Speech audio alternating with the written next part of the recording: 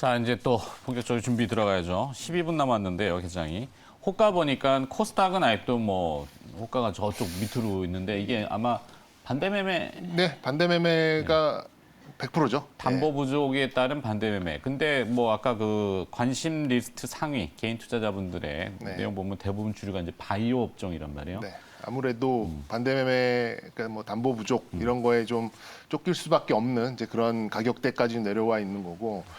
그리고 이제 9시에 일단 증권사 반대매매, 12시에 뭐 스탁론 반대매매, 1시에 CFD 반대매매. 그래서 뭐 이런 좀 굉장히 마찰적인 수급이 있어. 그래서 이제 제가 드리고 싶은 결론은 일단 중요한 것은 장중 반등이 한번 나와야, 그러니까 장중에 나오는 그런 조정을 어쨌든 종가에 어느 정도 매조지를 할 수 있는 양봉을 뽑아내야지만 그것이 이제 일단 어느 정도 극복을 해 나가는 이제 그런 과정으로 비칠 수 있기 때문에 지금 뭐 이 증권사 센터장님들 또 뭐 전문가들 나와서 뭐 2,850이다, 2,800까지 열어놔야 된다, 뭐 어디가 네. PBR 1배다, 뭐 이런 얘기가 나오는데 일단 수급으로 망가진 장은 수급이 좀 이렇게 회복이 되는 모습을 좀 보여야 되는데 제가 볼 때는 중요한 것은 일단 장중 반등의 모습으로 장 막판 양봉을 그러니까 이 지수 자체가 양봉을 만들어내는 모습이 나오면 이제 서서히 이 바닥권에 좀 진입했다라는 이제 사인이 아닐까라는 생각이 좀 들고요. 그렇죠. 또 뭐 거래량도 봐야 될 거고. 그렇죠.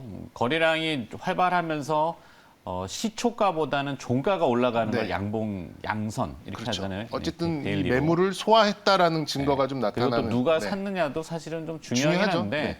어제 수급도 보면은 뭐 외국인 매도가 규모가 그렇게 크지도 않고 그렇죠. 기관 투자자와 개인 투자자 로컬은 또 매수로 잡히고 네, 네, 그렇죠. 왜 이렇게 많이 떨어졌는지 매수세가 없는 거죠. 없어서. 떨어지는 물량을 이렇게 공격적으로 받아가려는 그런 세력도 없고요. 근데 어제 제가 그 장 막판 2시 반 이후부터 좀 선물 시장을 좀 계속해서 봤는데 선물을 밀어내지 않는 모습이 나오고 있습니다. 선물도 좀 받아내는 모습이 나오고 있어서 만약에 오늘 9시, 뭐 12시, 1시 뭐 이런 좀 마찰적인 국면을 오늘 종가 양봉으로 좀 뽑아내면서 마무리를 짓는다면 조심스럽게 좀 단기 저점을 잡아가는 이제 그런 신호 중에 하나다. 이렇게 좀 표시를 좀 할 수 있지 않을까 좀 생각이 좀 들고요. 일단 뭐 이 변동성이 너무 커진 그런 시장이기 때문에 뭐 이렇게 좀 크지 않는 그런 매도세에도 뭐 매수가 누군가 사려고 하는 세력이 좀 없다 보니까 네. 굉장히 좀 수급의 힘이 좀 떨어지는 그런 상황이 아닌가라는 좀 생각이 들고 그리고 이제 뭐 중국의 전력난이 생각보다 좀 파급 효과가 크게 작용하면서 뭐 반도체 원가까지 좀 자극할 수 있다. 뭐 이런 얘기가 좀 나오고 있잖아요. 지금 이제 알루미늄 캠까지 얘기하더라고요. 그렇죠. 네, 알루미늄 가격이 또 오르니까 음료수나 뭐 이런 병 캔에 담아야 되잖아요. 네.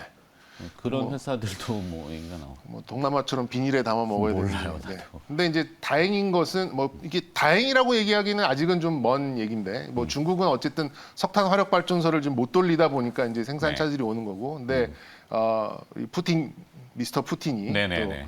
또 천연가스에 대해서 뭐 할 수 있다. 뭐 이런 얘기를 하나 해주면서 천연가스 가격이 이제 급락을 하면서 그것도 이제 어제 미국의 반등이 나올 수 있는 하나의 좀 요인이 됐으니까. 그러니까 인플레이션 우려를 좀 낮춘 건데. 그렇죠. 급격한 아직도 인플레이션. 인플레이션은 좀 강해요. 네, 그러니까 거기는. 인플레이션이 이게 나쁜 건 아닌데 이제 이 컨트롤할 수 있는 인플레이션이냐 아니면 이렇게 이 손을 놓고 있을 수밖에 없는 인플레이션이나 이런 차원인데 만약에 이제 그런 좀 자원들이 하나둘 좀 잡혀간다면 이제 좀 이 컨트롤이 가능한 이제 인플레이션 그런 구간으로 올 수 있다 뭐 이런 얘기가 나오면 조금 좀 잡혀갈 수 있는 좀 그런 분위기가 좀 될 것 같고 그리고 사실 이제 뭐 주식을 오래 하셨던 분들 아시겠지만 1년에 한 반기에 한 번 정도는 이렇게 좀 신용 털고 가는 이제 이런 작업들이 꼭 있기는 있었어요. 근데 이번에는 좀 다소 거칠게 나오고 있고 왜냐면은 이게 이제 작년, 재작년 그동안에 있었던 거랑 다르게 이제 스탁론과 CFD의 그 규모가 워낙 커졌기 때문에 KRX에서 내보내는 그런 신용잔고가 보이지 않는 이제 그런 좀 신용장고가 더 컸기 때문에 이번에 좀 피해가 조금 더 크지 않았나. 이게 좀 뭐 이것도 좀 사후적인 이제 그런 좀 파악이 한계는 있습니다만 네. 그런 것들도 좀 이게 요금 굉장히 좀 빠르게 좀 나오고 있다라는 좀 얘기가 있어서 뭐 어쨌든 제가 그래서 이제 결론을 먼저 드렸던 게 장중 조정으로 끝내고 장막판 양봉으로 끝내면 바닥 신호가 잡혀가는 거다라고 다시 추후에 한번. 또 조정이 오더라도 한 번에 다 떨어지는 게 아니라 그렇죠. 그죠? 네. 네. 그래서 근데 이제 이게 잘못하면 또 희망 고문이 될 수 있거든요. 네, 네. 제일 지금 곤란하신 분들은 어제 주가가 이제 굉장히 거칠었잖아요. 네. 조정이. 그러면 이제 막 적극 비중을 줄이셨던 분들 오늘 또 술 반등을 하거나 이러면은 다시 담아야 되나?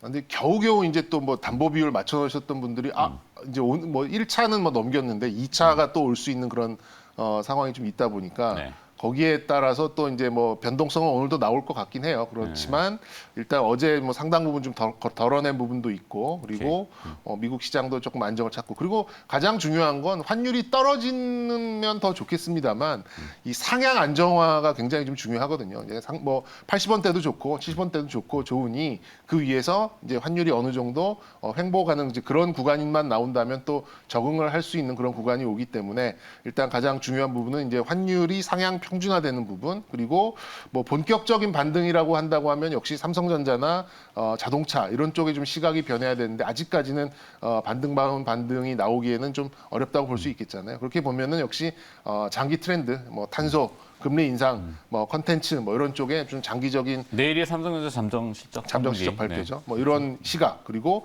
중기적으로 기대치가 높은 이제 위드 코로나 관련된 리오프닝 그리고 또 실적 징크스가 있어가지고. 네. 실적 징크스는 늘 있었죠. 늘 있었던 것 같아요. 오케이, 근데 이번에는 뭐 미리 빠져났기 때문에 그걸 한번 깰 수도 있지 않을까 좀 생각이 듭니다. 그리고 역시 이제 측정되지 않은 이런 악재들이다 보니까 이런 것들은 좀 단발성은 아니기 때문에 너무 좀 빠르게 담을 필요는 뭐 한 5% 10% 비싸게 사더라도 좀 확인하고 접근을 해야 되는 이런 것들은 좀 필요하지 않을까라는 좀 생각이 들고요. 역시 저는 뭐 수세적인 상황에서는 네. 좀 중장기 종목으로만 좀 시선을 가져가고 좀 신경을 쓰는 게 필요하지 않나 좀 생각이 들고요. 종목으로는 역시 이제 중국이 셧다운이 되고 있는 또 화학 제품들 그래서 한화솔루션 네. 그리고 이제 금리 인상과 관련된 뭐 이런 종목으로도 저번에 한번 꼽아드렸던 더존비주원 그리고 도전비전을 왜 금리 인상으로? 그 이제 그 매출 채권 유동화라는 그런 것도 좀 하고 있어요. 그렇다면 그게 좀 실적에 많은 좀 도움이 될 걸로 좀 보고 있습니다. 그게 네. 금리에 따라서 움직이는 수익 구조이기 때문에 거기에 따라 금융기관은 아닙니다만 금리 인상에 따른 수혜가 예상되는 그런 종목이고 완성차는 조금 힘들어하고 있습니다만 자동차 부품들은 어제 장 중에도 네. 좀 튀어 올라가는 모습이 좀 나왔어요. 그런 것 좀 봤을 때는 우량주 중에서는 현대위아 같은 종목들 좀 뭐 소위 선수들이 조금 이제 눈여겨 가져가고 있는 부분이고 역시 컨텐츠 관련돼서는 어제 또 그 와중에도 강세가 좀 나왔었던 CJ ENM이나 뭐 SBS 이런 종목들 뭐 말씀드렸던 뭐 그런 종목들 안에서 좀 보시면 될 것 같고요. 오늘 좀 관심은 현대위아를 현대위아? 좀 보고 싶습니다. 저는 CJ ENM. CJ ENM도 뭐 무리 없죠. 네. 자, 두 번째로 이제 좀 좁혀가지고 작은 네. 준비를 해봐야 되는데 자세한 디테일이. 예. 누리호 얘기 아까 해주셨잖아요. 네네. 그거 집중적으로 또 한 거 준비한 거 있다고 하니까. 네네. 일단 살아있는 모멘텀. 모멘텀이고 아직 시장 때문에 주목받지 못한 좀 불운의 뭐 이벤트라고 할까요? 그렇죠. 테마로 단발로 끝날지 모멘텀에 대해서 또 지속성을 가질지. 지속성을 가지려면 일단 그 발사체에 대한 기술이 증명이 돼야 됩니다. 그렇죠. 우리가 뭐 대선 주자들의 정책 이렇게 하면 이제 모멘텀이 되는 10년 거죠. 전쯤에 좀 잔혹사가 있었잖아요. 네. 그래서 이제 고흥 앞바다에 이제 아, 나로도 앞에 이제 꼬라 박히는 그런 사고가 있었는데 만약에 그게 이번에 성공을 한다면 네. 이 발사체에 대한 그런 기술을 아마 이제 다시 재평가가 좀 될 것 같고 그렇게 본다면 역시 이제 주도적으로 여기에 좀 참여를 하고 있는 한화 에어로스페이스가 일단 대형주로서 또 주도적인 역할을 하는 그런 가치를 좀 가져갈 수 있고 그 외에도 이제 LIG 넥스원이나 한국항공우주 네. 그리고 좀 계속해서 좀 수주가 나오고 있는 인텔리안 테크까지도 좀 연장시켜서 볼 수 있는 이제 부분이고 1021이라는 거는 이제 저기 뉴리오 카운트다운 1021 화면에 나왔습니다. 10월 21일 10월 21일입니다. 예정이죠. 네, 네. 그날 기후 날씨를 봐야 되겠습니다만 뭐 별 이상이 없다면 저 날짜를 잡은 것도 이유가 있어요. 그러니까 1년 그동안에 이제 통계를 봤을 때 가장 뭐 바람이나 뭐